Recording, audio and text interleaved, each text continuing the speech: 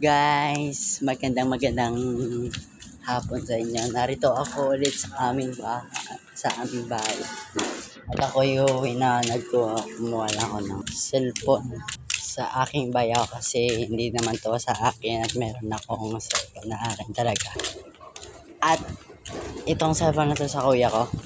So malapit na ako sa aming bahay. So malapit na naman ang pinagtatrabuhan ng aking bayaw. Alam niyo, sa nanonood ng ang atay ng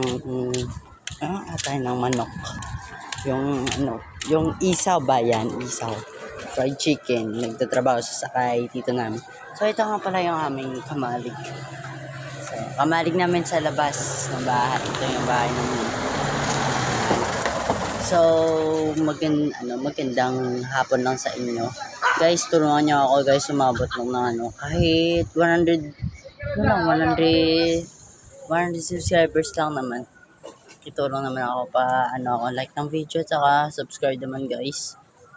Promise gagawa ako ng magandang content pag naka 100 subscribers tayo. Sige guys, subscribe niya. Maraming salamat. Bush.